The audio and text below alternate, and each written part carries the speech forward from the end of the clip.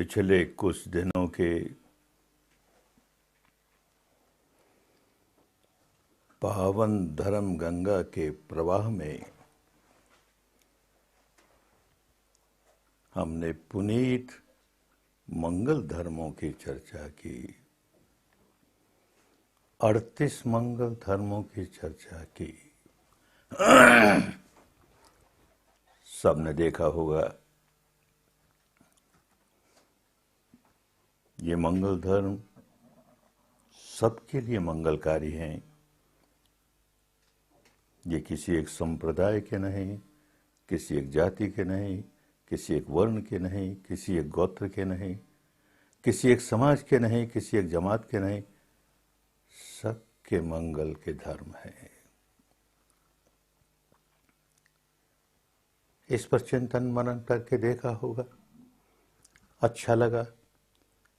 तो ये मंगल धर्म धारण कैसे करें, इसके लिए ऐसी ही एक सार्वजनीन विद्या है, तपोभूमियां है, जहां इन्हें धारण करना सिखाया जाता है। उसकी चर्चा हो, उसकी थोड़ी चर्चा करें।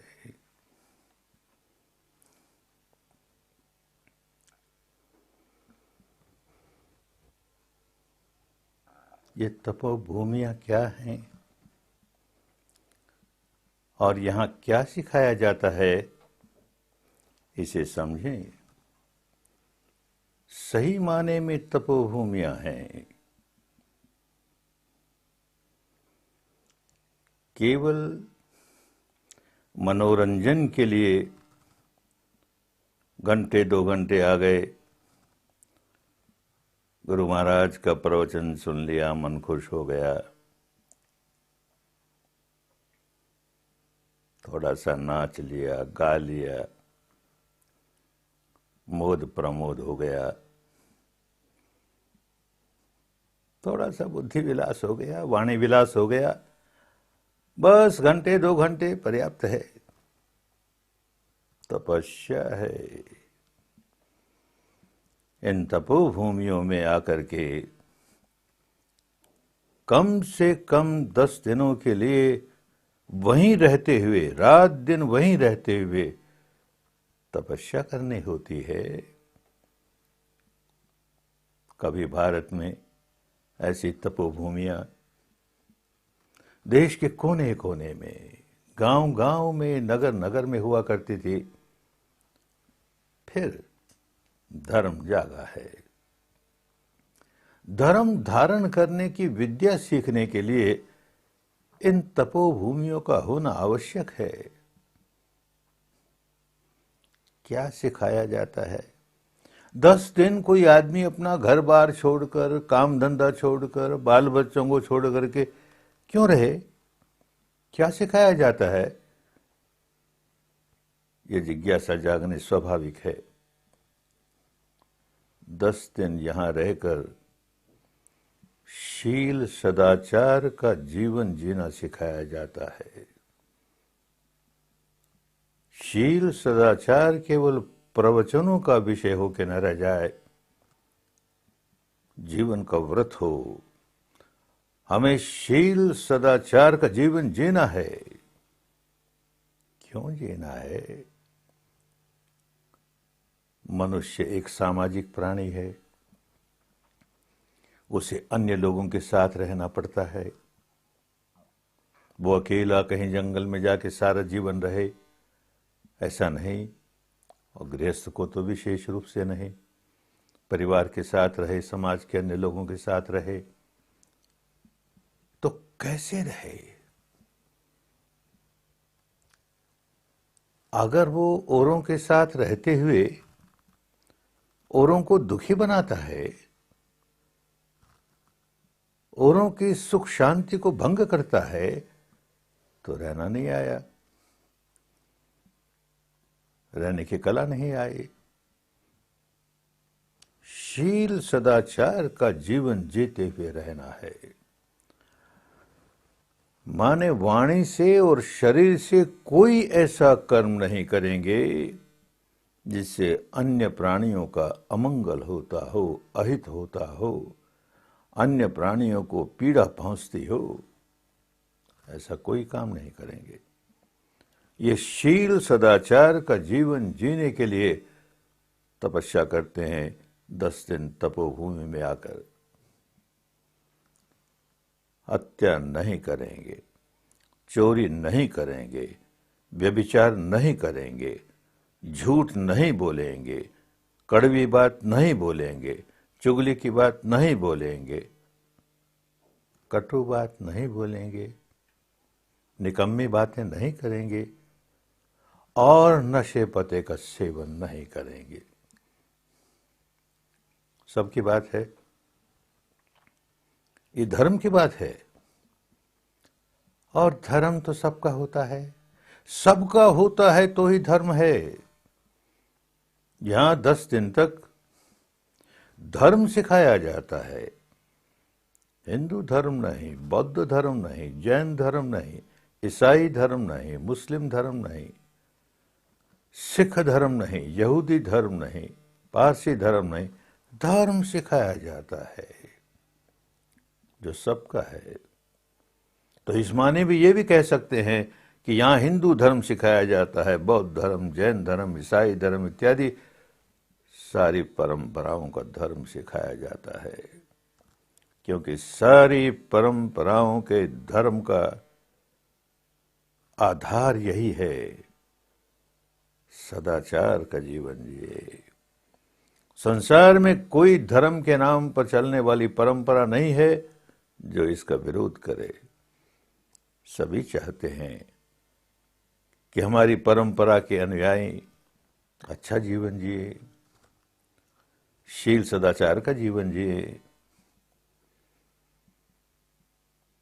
प्रेम भाव का जीवन जिए, मेल मिलाप का जीवन जिए, आपस में बैर भाव नहीं हो, झगड़े फसाद नहीं हो, शांति का जीवन जिए, सुख का जीवन जिए, सभी चाहते हैं। तो जो कुछ सिखाया जाता है वो सबके भले के लिए है और सबको मान्य है। क्यों? क्योंकि शील का जीवन कब जिएंगे? जब मन वश में होगा। मन ही वश में नहीं है तो 1000 उपदेश सुनते रहे, ये दुष्कर्म नहीं करना चाहिए, वो दुष्कर्म नहीं करना चाहिए, समय आता है तो वही दुष्कर्म कर जाते हैं। मन के मालिक नहीं है ना। तो ये शील सदाचार का व्रत लेकर के उसको पालन कैसे करें ये सिखाया जाता है, यानी मन को वश में कैसे करें। मन को वश में कैसे करें इसकी भी अनेक विद्याएं होती हैं, लेकिन जो सार्वजनीन धर्म है उसके लिए एक ही विद्या, जो विद्या सार्वजनीन हो। अलग अलग संप्रदायों की अलग अलग विद्या तो मेल नहीं होगा, धर्म सार्वजनीन नहीं होगा। शील भंग करता है कोई आदमी तो कैसे करता है? मन में विकार जगाता है तब करता है, क्रोध जगाता है, द्वेष जगाता है तब किसी की हत्या करता है, लोभ जगाता है, लालच जगाता है तब चोरी करता है, वासना जगाता है तब व्यभिचार करता है, अहंकार जगाता है और कोई न कोई विकार जगाता है तो वाणी से दुष्कर्म करता है। दुष्कर्म करता है तो उसका आधार क्या है? उसका आधार यही है कि मन विकारों से विकृत करके करता है, और मन जैसे ही विकारों से विकृत हुआ, क्रोध जगाया, द्वेष जगाया, ईर्ष्या जगाई, अहंकार जगाई, वासना जगाई, कोई विकार जगाए, व्याकुल हो जाएगा। ये कोई बौद्धों का नियम नहीं, हिंदुओं का नियम नहीं, जैनियों का नियम नहीं, मुसलमानों का नियम नहीं, सबका नियम है, कुदरत का नियम है, निसर्ग का नियम है। जैसे ही मन को मैला करोगे व्याकुलता आएगी ही, अपनी सुख शांति भंग होगी ही। अरे दूसरे की सुख शांति तो बाद में भंग करेंगे, पहली अपनी सुख शांति भंग कर लेंगे। उपदेशों से समझ में नहीं आएगी। ये बात इस विद्या द्वारा अंतर्मुखी होकर सच्चाई को देखते देखते देखते समझ में आने लगेगी। तो पहले तो मन को एकाग्र करना सीखे, आगे का कदम बहुत स्पष्ट होता चला जाएगा। मन को एकाग्र करने के लिए कोई न कोई आलंबन चाहिए, और इस विद्या में जो आलंबन दिया जाता है वो अपने सांस का आलंबन है।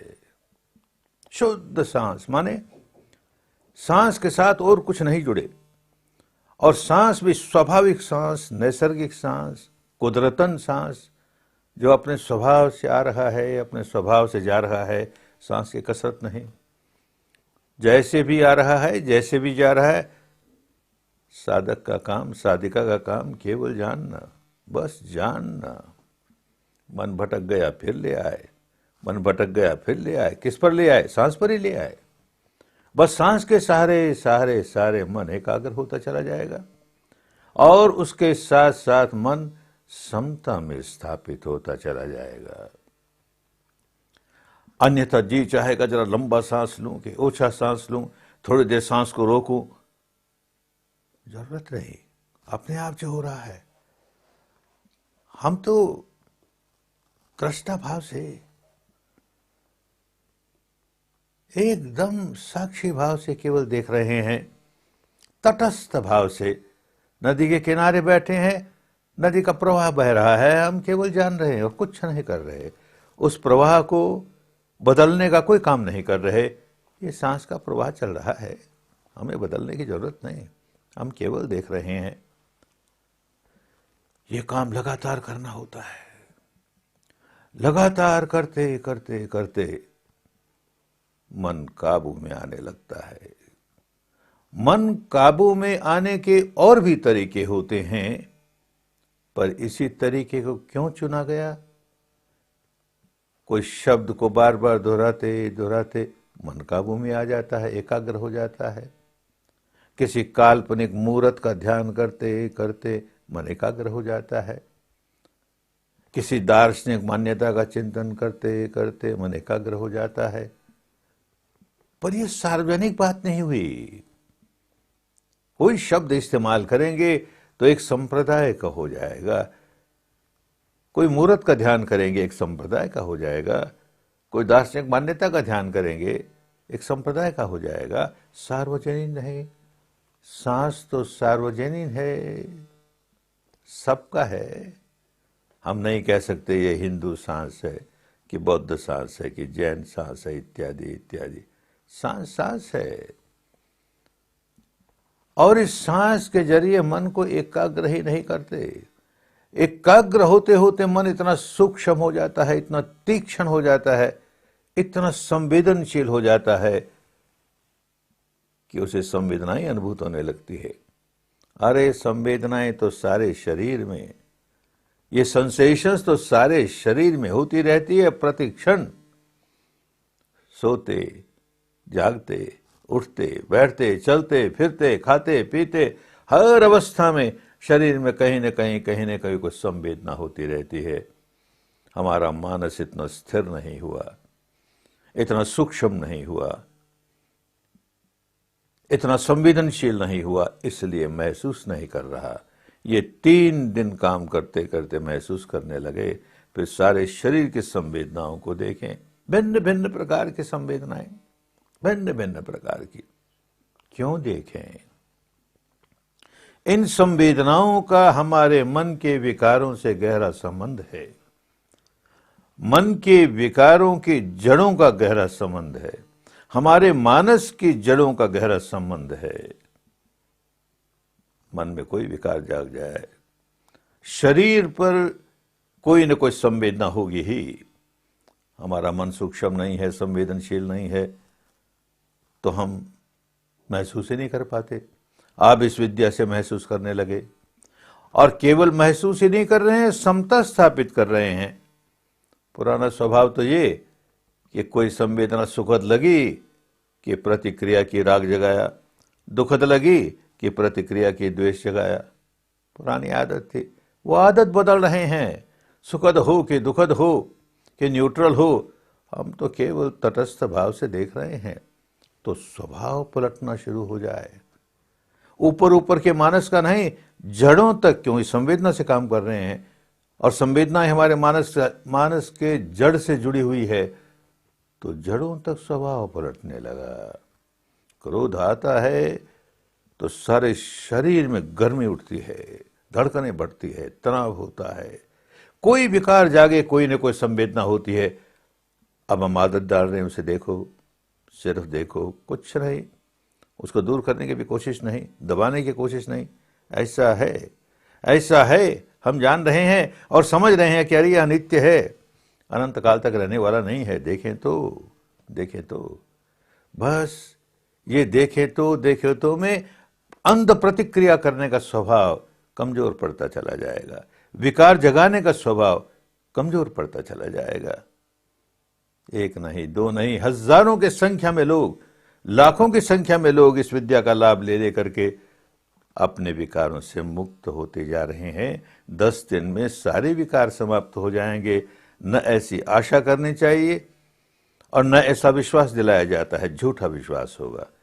एक विद्या सीख रहे हैं, अरे जन्म भर का काम है, फिर तो उसको जीवन में उतारते देखें जीवन ही बदलने लग गया।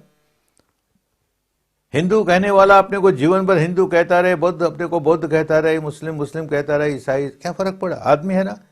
और आदमी का ये दूषित स्वभाव उसको दुखी बनाता है, औरों को दुखी बनाता है। स्वभाव पलटने लगा, कल्याण होने लगा।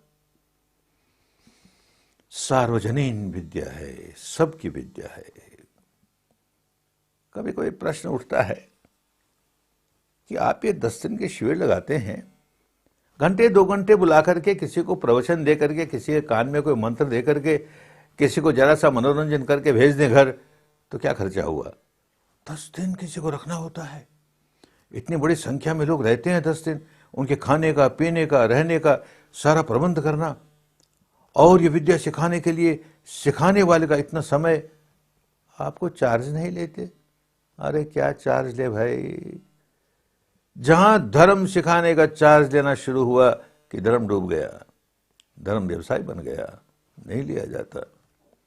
दान अपनी स्वेच्छा से कोई दे जाए, वो भी जो शिविर किया है, बिना शिविर किया हुआ व्यक्ति केवल सुन करके ये तो बहुत बढ़िया काम है, खूब चलना चाहिए, दान देता है, नहीं स्वीकार होता उसका दान। शिविर किया है, शिविर से उसे लाभ हुआ है, और फिर उसके मन में चेतना जागी है कि ऐसा लाभ औरों को भी हो, तो दान शुद्ध दान है। बस। अरे इतने गरीब लोग आते हैं, बिलो पॉवर्टी लाइन के लोग आते हैं, कहां से दान देंगे? 10 दिन अपना समय देती हैं, यही बड़ी बात है। और यूं होते होते उनके स्वभाव में परिवर्तन आता है। धनवान हो, धनहीन हो, सबके स्वभाव में परिवर्तन आता है। बहुत बड़ा लाभ होता है ना, तो फैलता है।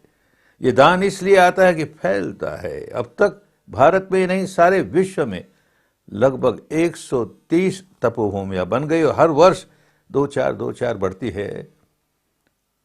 इस श्रद्धा से दिए हुए दान से बढ़ती है, टैक्स लगाने से नहीं, वो दूषित हो जाएगा। तो ये जो बढ़ाव हो रहा है, लोक कल्याण के लिए हो रहा है। लोग जो दान देते हैं, लोक कल्याण के लिए देते हैं। कोई अपने नाम के लिए, प्रतिष्ठा के लिए, समाज में एक बहुत बड़ी इज्जत हो जाए हमारी, हमने इतना बड़ा दान दिया, कुछ नहीं, केवल भले के लिए, केवल मंगल के लिए। सिखाने वाला भी केवल भले के लिए, बदले में कुछ नहीं चाहे। दान देने वाला भी बदले में कुछ नहीं चाहे, लोक कल्याण हो, लोक कल्याण हो। बस तपोभूमि में यही सिखाया जाता है, जो सबके कल्याण के लिए है, सबके मंगल के लिए है, सबके भले के लिए है। खूब लाभ लेना चाहिए, अपने भले के लिए, अपने मंगल के लिए, अपने कल्याण के लिए। किसी पर एहसान नहीं कर रहे, अपना भला, अपना मंगल, अपना कल्याण, साथ साथ औरों का भला, औरों का मंगल, औरों का कल्याण। धर्म में सबका भला, सबका मंगल, सबका कल्याण, सबका कल्याण।